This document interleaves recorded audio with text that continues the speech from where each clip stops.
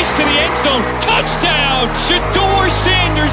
And we believe, everybody out here believes. I didn't fly down here to watch Primetime lose a game. And I'm so darn proud of where we started from and where we are today. Don't call it a comeback. Coach Prime said it. The SWAC is back. HBCU ball is back. Let's go.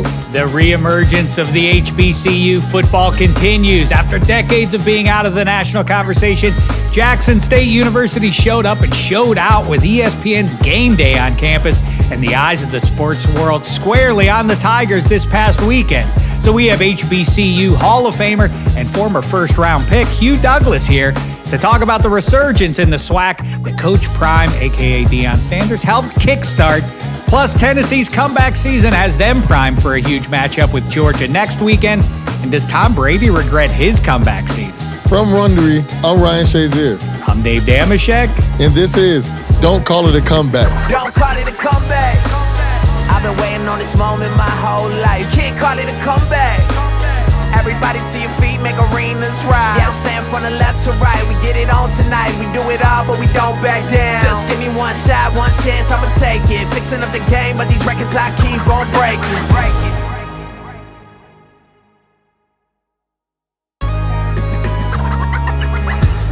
All right, Shek, let's get into this Jackson State story. Your wish is my command, 5-0. Yes, Coach Deion Sanders and Jackson State are leading HBCU football to a comeback on the national stage. It's been years, nay, decades, since schools like Jackson State had this much buzz and so many talented players. Coach Prime is leading the turnaround quickly since being hired just 2 years ago. Time was Jackson State produced 4 Hall of Fame NFL players, including running back Walter Payton. But when Sanders arrived, not one Jackson State player had been drafted in 12 years. Coach Prime quickly reignited Jackson State football with a huge recruiting victory, stealing a 5-star player from his own alma mater, Florida State. Deion Sanders has flipped the #1 recruit in the nation to come to his spot at Jackson State. HBCUs just start recruiting the 4- and 5-star players just recently because they never thought they could get them.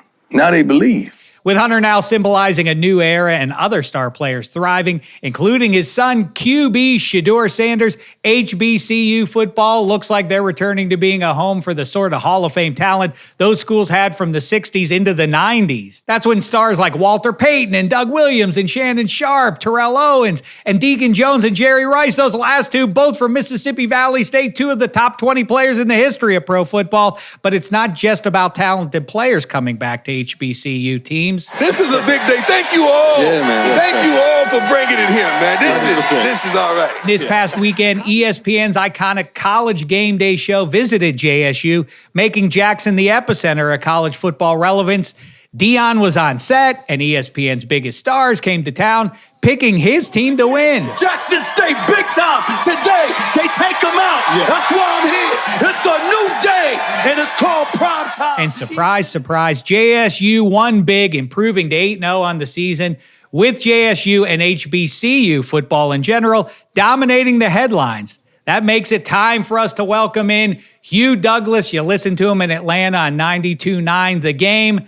Every morning, John and Hugh, 2-time All-American at Central State and an HBCU Hall of Famer who was drafted in the first round by the Jets in 1995 and became one of the Eagles' best pass rushers ever. How are you, Hugh? Welcome to the show. What's going on, fellas? How y'all doing, man? So, Hugh, what did it mean to HBCU football from where you sit in 2020 to see Jackson State hosting Game Day, as big as that show is to college football, to sports in general, and then on top of it, for Jackson State to show up and play the great game it had over the weekend? Man, listen, I can't describe to you how much it means to everybody that went to a HBCU to see Deion Sanders doing what he's doing at a HBCU. I didn't go to Jackson State. I know a couple guys that did. Jimmy Smith went to Jackson State. I know Walter Payton went to Jackson State. It means a tremendous amount to a lot of us that went to HBCUs to see them on that level, to see Game Day there, to see Brian Pollock there, to see Harry Douglas there, to see all those people there represent HBCUs. Man, it did my heart. It did my heart justice, man. It made me feel really good. So the culture shock was I guess, delayed for you a little bit. Why is it? What's your math on why it's so much more difficult to come from an HBCU and break through and actually make an NFL roster? The biggest thing is the size of the athlete that's going to a Power 5 school and the competition. You got a big game coming up this weekend. You talk about Georgia, Tennessee. You talking about last week, Penn State and Ohio State playing against one another. Look across that interior line. Look on both sides of the ball, offense and defense. I played against guys in my school that on a good day, if you played against a tackle that was like 285 pounds, that was a good day. You're talking about, on average, SEC line, 300 plus. Ohio State line, 300 plus. You got linebackers and tight ends that look like offensive linemen. The guys are just bigger across the board. They look like NFL players at each position. What's the guy name that plays for Ohio State now? Zach Harris, the big defensive end that plays on the other side. Yeah, Zach Harrison and those guys.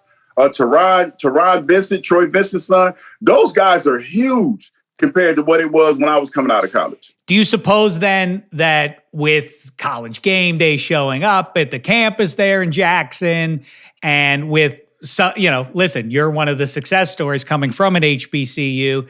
Do you think that the more visual evidence you get that this is a reasonable path to go and you can still land as a pro football player, that you start to see more kids taking that choice, even though they maybe get an offer from a place like Ohio State?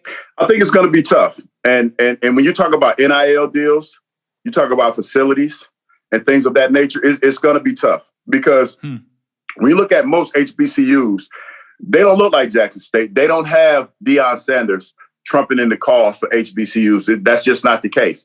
Most schools look like the one that I went to, Central State University, where me and my alumni chapter, we're trying to give donations every week just so that we can have some lockers that we didn't have in the locker room that I played in, that I got dressed in. So that's what we're doing. It's not like that everywhere. So when you're showing a kid that, and they have an opportunity to go, say, to Ohio State, where every year they're refurbishing their locker room. Every year they get new weights in the weight room. Every year, like they're building a new nutrition bar over the old nutrition bar, and having all these different assets and things like that. It's going to be tough for a kid to say, hey, you know what? I'm going to go to this school, even though it's HBCU, and I'm going to struggle. But, I'm going to struggle, but I might still go to the NFL. When you go, hell no. I got lockers with televisions in them with my name and bright lights across. You can't compete with that, man. It's hard to compete with. Really hard to compete with. So, Hugh, one thing I want to ask you is, how do you feel that the HBCUs can make a comeback and can start making a change? Resources. That's the biggest thing. Like when you look at Power 5 schools, you look at Alabama, look at Ohio State. Your facility, I could venture to guess that the cafeteria that you eat in by yourself is bigger than probably our whole weight room. Like we're trying to put a weight room in, and your weight room is probably bananas. You have every machine that you could possibly have cutting edge that's going to help make a difference in you being a better football player. It's not like that at most HBCUs.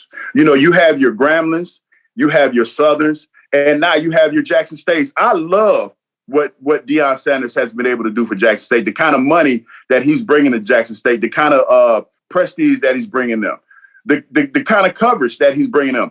Man, listen, I see more people now talking about HBCUs now, today, than I've ever seen before. Even though I didn't go to Jackson State, I'm proud of it because now he's shining light on all the other HBCUs. And the bottom line is this. We're never going to be in the same boat as Ohio State or Alabama, anything like that. But every little bit that you give all these HBCUs, it helps tremendously because you'll be surprised at how much we don't have compared to what they have at even smaller schools, even like a small school like Otterbein or something like that. It's just so different at most of these HBCUs. You would not believe how different it is.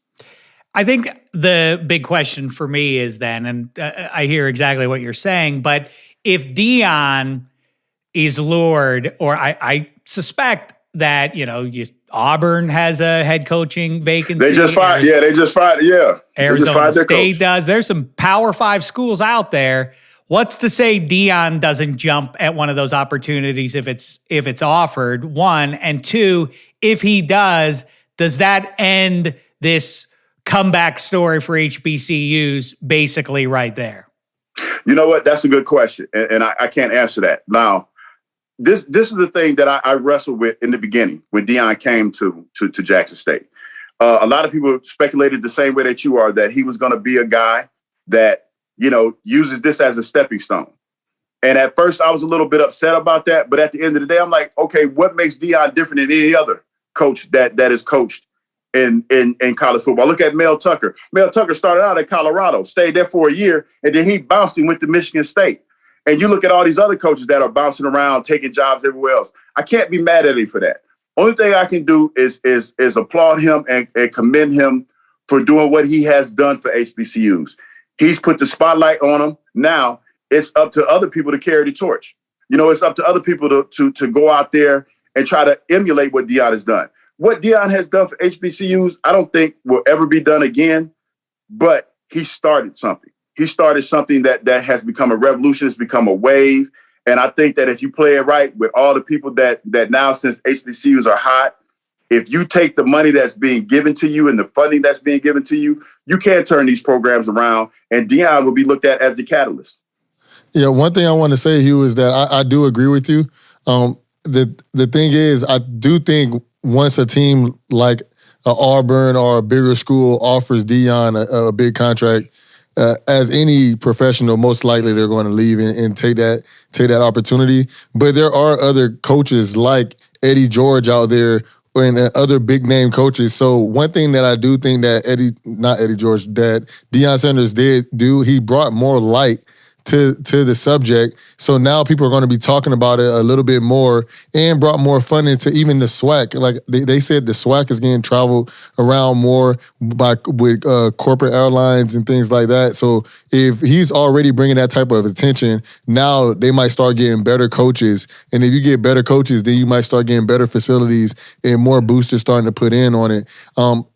Right now, it's a lot going on, so everybody wants them to come back right now. But this might be a 10, 20, 15-year journey that it may take. But I feel that we're going to start talking about HBCUs a lot more now. I mean, a lot more in the future than we have in the last 20 years. Yeah, you know what? I hope so. And I hope it doesn't take that long, Ryan, to be totally honest, because you look at what Deion has done in 3 years. Now, I haven't visited Jackson State myself. But when you look at some of the scenery around there, the facilities that he's put down there and everything, that all happened in like 3 years. That happened in a quick amount of time. And the fact that he's bringing all these sponsors, the fact that Michael Strahan is getting involved. See, that's the beautiful thing about HBCUs. It's not just Jackson State. It's all the HBCUs. And we try to support everybody, no matter what school you went to. You mentioned Eddie George. I reached out to Eddie a couple weeks ago. It was unfortunate. Before the season started, I was going to try to go to their spring game, but unfortunately for me, my son goes to Morehouse, so I went to his spring game and was trying to support him. But it's one of those things, man, where everybody that went to a HBCU has love for HBCUs, regardless if you went to that school or not. Like, I have love for Jackson State. As a matter of fact, when they were here in town last year, when they were playing in the bowl game, was trying to get some Jackson State swag. You talk about some hard swag to get. It's easier to get an Ohio State Buckeye shirt than it is to get a Jackson State shirt right now. I'm here to tell you. Don't call it a comeback.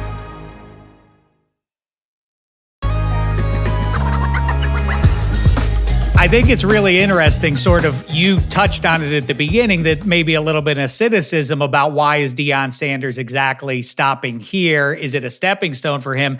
And, by the way, to your point about what it's done for the campus, Jackson in general is a town that's looking for a little bit of a resurrection. Then political activism is on the rise on that campus as well. I don't know if that's a coincidence or owed in part to Deion Sanders providing a little more pride at the school and beyond. But what do you make then of the people who've remained a little cynical, including Eddie Robinson Jr., obviously to me, the face of Grambling football and HBCUs. Eddie Robinson kind of got into it with Coach Prime a little bit. What do you say to people who say that Prime ultimately isn't SWAC?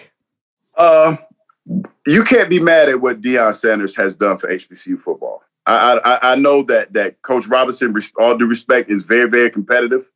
And he's a guy that's probably been in the game a long time, and a lot of coaches feel some kind of way because they've been on this grind forever trying to bring HBCUs to the forefront.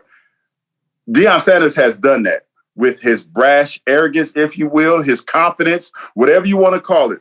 I love the fact that Prime is who he is, because who else can bring the message the way that Prime's bringing it and bring the arrogance the way that he's bringing it? Oh, yeah, by the way, Jackson State is undefeated this year. So, I mean, yeah, if you want to beat a man, you got to beat the man. Look, ain't that what Ric Flair used to say? If you want to beat a man, you got to beat the man. So if you tired of Prime being Prime, hey, man, go out there and beat him. Go out there and get the 5-star recruits and things like that. And another thing, if I'm a young African-American male and Deion Sanders walks into my front room wearing the hat to the side, wearing the gold chain, wearing some nice Air Jordans or whatever it is he's wearing, I can relate to that. And I feel like he can relate to me. So why wouldn't I want to play for a guy like that? Why wouldn't I want to go play my butt off for a guy like that? So, Hugh, another thing that I really love about Coach Prime is that a lot of people sometimes want to be a star. And Eddie Robinson is a star in the SWAC.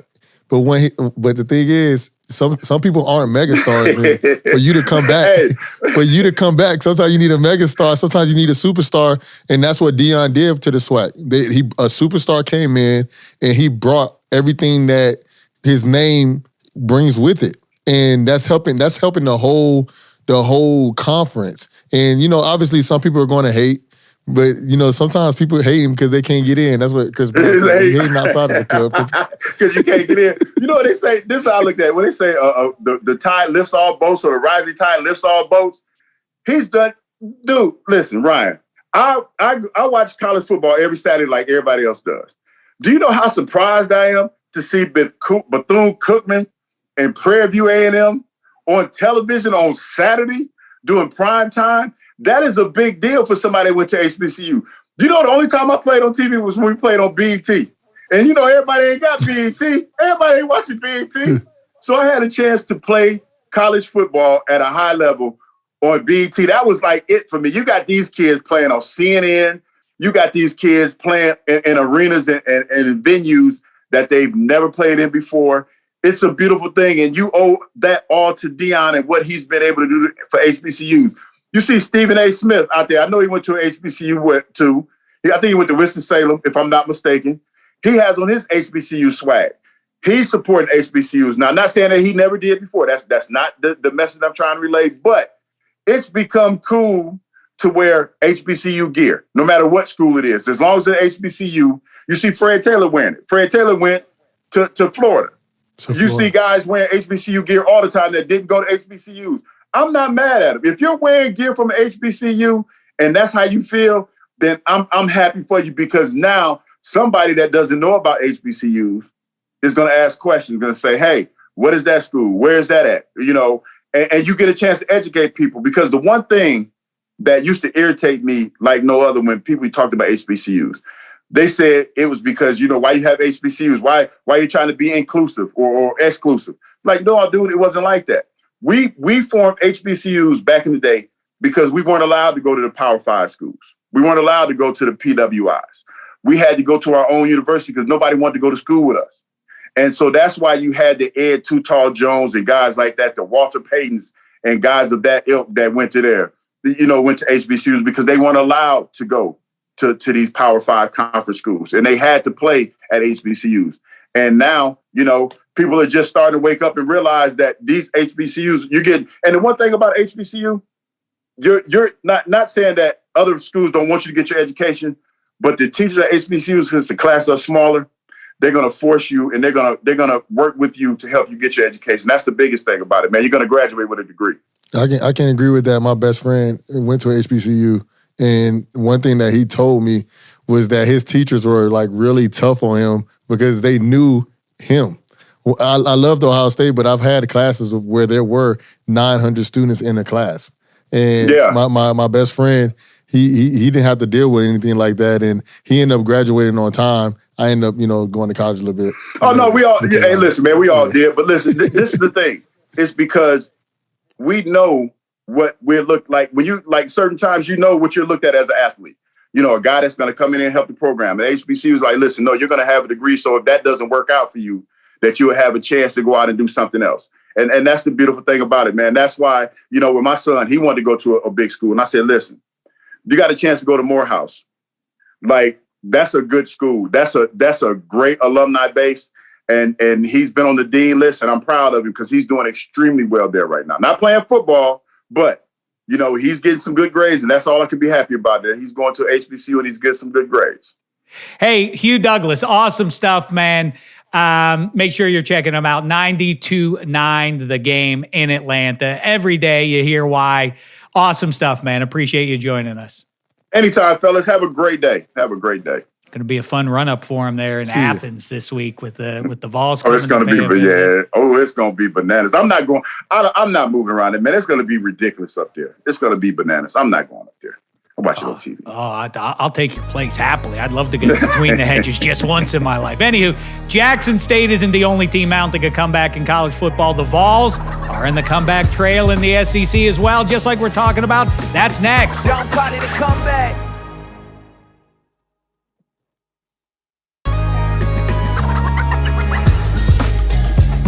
Okay, 5-0, like I promised, it's time for some other comeback stories in the news we need to give a quick look to this week. This is the Check Down.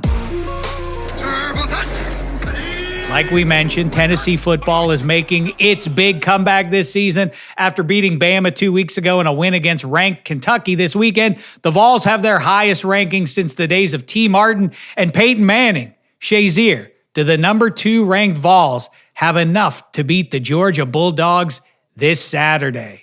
I'm going to get straight to the point and tell you, yes, I think they do. They are the highest scoring team in college football. Obviously, Georgia is known for their defense. Their offense is always a little suspect. Their offense is good this year. Georgia has a good tight end. But to me, I just think that Tennessee has enough firepower to end up beating them. And if Tennessee beats Georgia, then Tennessee plays Alabama again in the national championship. So I kind of want to see a Tennessee-Alabama game again.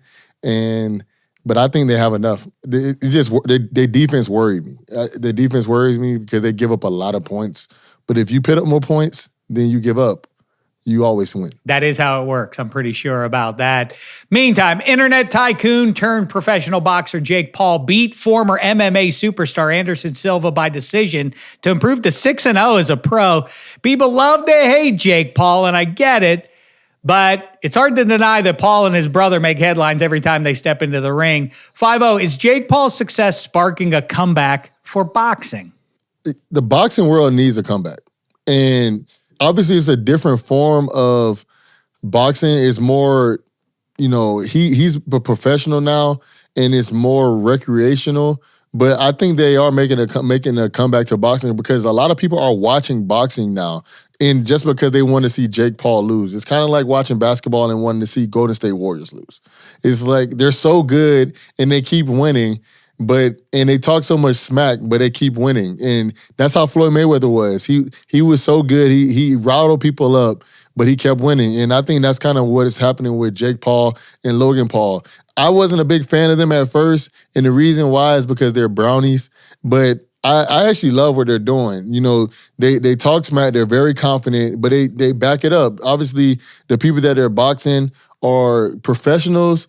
They're not all the way boxers, but they're professionals. But at the end of the day, most professional boxers, their first 10 to 15 fights, the people they're fighting aren't that good. So he's actually fighting people that have a big name. So he's bringing crowd appeal. And that's what boxing is all about, is putting two people together that people want to see fight. And that's what the Pauls are doing. So I really love what they're doing. And then they're also allowing other people underneath them to jump in on the fights, like Le'Veon Bell and some other people that want to start getting into the boxing world as well. And this is a way that you can get into the boxing world and not have been boxing since you're 3 or 4 years old. So I love what they're doing. They're bringing more attention to the boxing world so people can watch Logan and Jake. But then when big-time fights like Gervonta Davis or Ryan Garcia or Earl Spence or, Bud Crawford, when those guys fight, it brings way more attention because you see Logan and Jake, when they fight, they're good fighters. They know what they're doing. But when you actually watch one of the guys who are the top in the world, like Canelo's, you can see the difference. But you see how Jake is constantly progressing on his way there. So I think they're definitely bringing more attention to the game, the sport of boxing. Hey, all sports, like good movies, have a good villain in it, and the Pauls are that. The most publicized comeback of this NFL offseason was Tom Brady, who retired, then he unretired to make a run at an 8th Super Bowl run with the Bucs. But unfortunately for Tom, aka the GOAT, the Bucs are 3-5 and they've lost 3 straight. Shazier, do you think the GOAT is regretting his decision to come back this season? Man, Tom Brady, every time I look at him, he seems more and more like he's regretting this decision. Even the way that he responds, when you see him as he's talking to his teammates, it's like he's yelling at them. And that seems like somebody that's regretting the decision that they're making. And then I'm not going to even talk about his personal life because obviously everybody wants to talk about his personal life, but that has something to do with his decision to come back. And when you decide to do something and you understand that you will never be able to do this again, I understand why he came back. Because once you play the game of football, in the moment you say, hey, I can't play anymore, it's no going back. And Tom Brady understands that. He's 45 years old. He understands that once I stop, I can't go back. And for me, as a football player, I loved every single moment of playing. But one thing I can't do is I can't go back and play. And I wish I could. But Tom Brady has control over that, and most people don't have control over that. So most people were like, man, why would he go back and play? It's not like a regular job. It's not like a lawyer. It's not like a doctor. It's not like a photographer. Once you say you want to stop, you can't just be like, in 2 years, let me get back to it. When you're a professional football player, once you stop, it's over. And I understand Tom Brady knows that. So that's why he decided to come back. But he decided to come back to a winning team, and that's what they're not doing right now. And every team that Tom Brady's played on since he's been in the NFL has always had a pretty good line and a pretty good defense, and his O-line is really bad this year. His defense, they're stepping up, but if his O-line is bad and Tom Brady can't play like Tom Brady, then it's a whole different dynamic. And so at the beginning of the season, I would say that he was really hopeful. He understood what was going on. He understood he's older. This is his last go-round. But as the season constantly progressed, he's like, man, like, why am I doing this? It almost seems like he's under a lot of stress right now, and that can definitely make somebody want to regret the decision that they made. Yes, I hear you. You can't go on a long trip and then decide later to come back to football. Aaron Rodgers, he went on a long trip, but not that kind of a trip. Anyway, let's move on. Call of Duty is back. Modern Warfare 2 was released this week, a reboot of the original game that came out in 2009. 5-0, how much of a distraction are video games for NFL players? We've heard some talk about one, Kyler Murray specifically. Yeah, so video games can definitely be a distraction. I play a lot of video games. I was even on the video game last night until about 2 a.m. I'm going to be completely honest with you. And I need to work on that.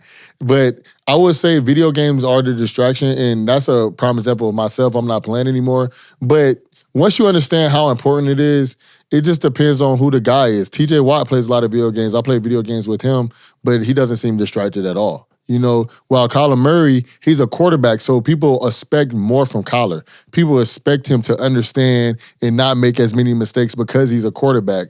So they would think video games are a distraction. It just depends on who the guy is.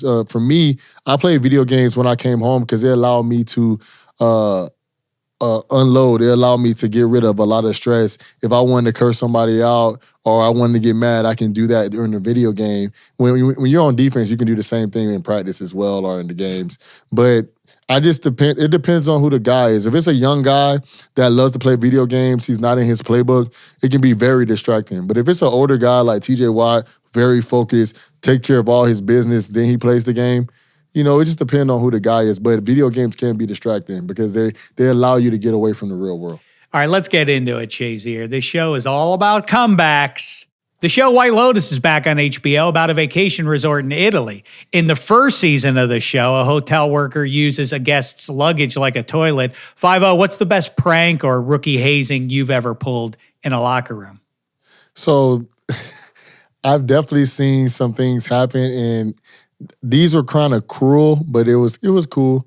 And these happened more because the guy was being a butthole. So we told him, hey, you have to get the rookie dinner. I mean, not the rookie dinner. You have to get the donuts. You have to get the donuts, and you have to put the pads back.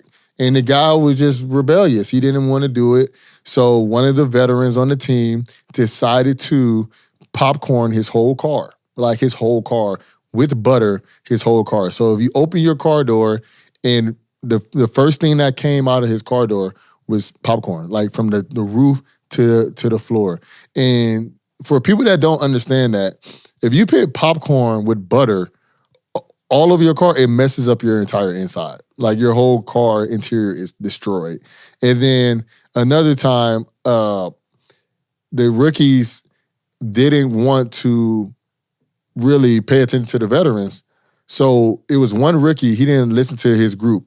So what the veterans decided to do was they took the keys to all the rookies on the team and they locked them up for 3 days. So they didn't have a key to their house and they didn't have a key to their cars. So guys had to have somebody pick them up and either sleep at each other's house who had an extra key or carpool together until the guy actually folded and did what the veterans wanted to do. So imagine not having your house and car keys. And, you know, this was like now everything's in the digital era where you can just type in your code into your house. It's not like that anymore. And you can just turn your phone on with your car. It's not like that anymore. Like, it's like that now. It wasn't like that when I played. So they took their keys and their house keys. So imagine you couldn't get in your house, you couldn't get in your car. And the only way you would have to is if a rookie had 2 cars. And most rookies didn't have 2 cars. I don't think that's very nice that you butter popcorn Terrell Edmonds' car like that, but you did what you did, and no, that wasn't me. That wasn't me. Oh, I was right with my guess though. I'm a very. It wasn't Terrell either. I'm a very kind guy. You're a man of peace. Me personally, I'm a man of peace. You know, I'm gonna ask over and over and over. You don't listen to me, I'm just gonna go to the guy upstairs. You know, is Coach Tomlin and is my God. You know what I'm saying? Tomlin then God. Okay. This guy. You know, and when it comes to football, so then I just, hey, coach, it sounds like I'm snitching, but hey, he's not acting right. We might need to find this guy. And would you rather get your car popcorn or would you rather get fined? Well, I know this. We once did that to my friend in college. We hid his house keys, and then he had to break into his own home, and then somebody called the police on him. So things can get sideways with that. Anywho, that's a wrap on this episode of Don't Call It a Comeback. Good times as always. We thank Hugh Douglas for his appearance. Dynamite stuff today, 5-0. Yeah, man, that was great. Make sure to follow, rate, review the show wherever you're listening, and check us out on Don't Call It a Comeback on YouTube for the full episode, and see you all next week. In other words, come back. Don't call it a comeback. I've been waiting on this moment my whole life. Can't call it a comeback. Everybody to your feet, make arenas rise. Yeah, I'm saying from the left to right, we get it on tonight. We do it all, but we don't back down. Just give me one shot, one chance, I'ma take it. Fixing up the game, but these records I keep on breaking.